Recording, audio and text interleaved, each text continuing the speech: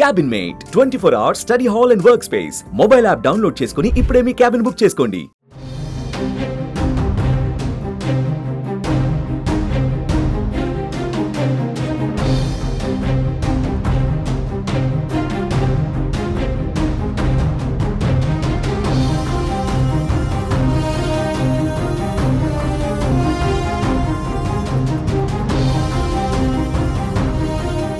కర్ణాటకలో honey trap వ్యవహారం సంచలనంగా మారింది. మంత్రి రాజన్న వ్యాఖ్యలు కర్ణాటక అసెంబ్లీని కుదిపేశాయి. హనీ ట్రాప్లో 48 మంది కర్ణాటక ఎమ్మెల్యేలు ఇరుక్కున్నారని ఆయన ఇచ్చిన స్టేట్మెంట్ కర్ణాటక రాజకీయాలలో ప్రకంపనలు సృష్టిస్తున్నాయి.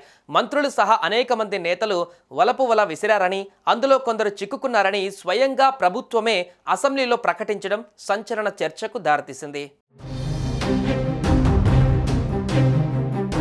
తాను హనీ ట్రాప్ కు గురైంది నిజమేనని Karnataka cooperation minister KN Rajanna వెల్లడించారు. తాను మాత్రమే కాదని హోం మినిస్టర్ పరమేశ్వర సహా అన్ని పార్టీలకు చెందిన 48 మంది లీడర్లు హనీ ట్రాప్ బాధితులేనని వెల్లడించారు.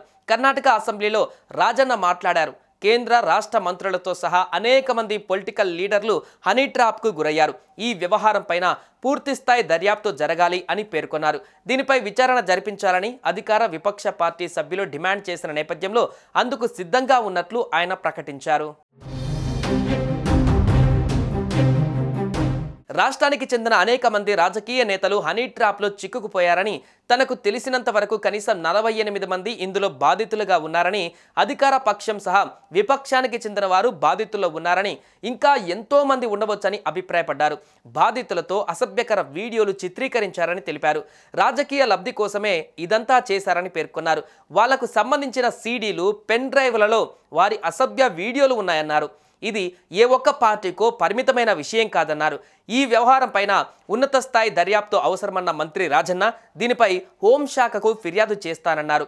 దీని వెనక ఎవరున్నారనేటువంటి విషయం బయటపడుతుందని, ప్రజలకు కూడా ఈ విషయాలు తెలియాలని మంత్రి రాజన్న స్పష్టం చేశారు. ఇదిలా ఉంటే రాజన్న సీఎం సిద్ధరామయ్యకు అత్యంత సన్నిహితుడు.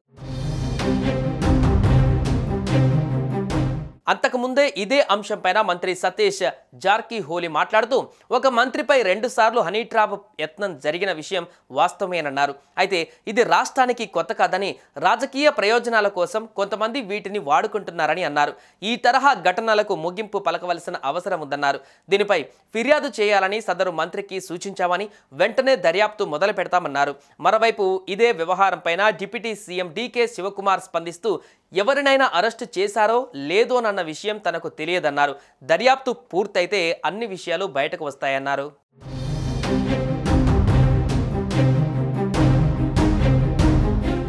సుమన్ టీవీలో మీ పర్సనల్ అండ్ బిజినెస్ ప్రమోషన్స్ కోసం కింది నెంబర్కి కాంటాక్ట్ చేయండి.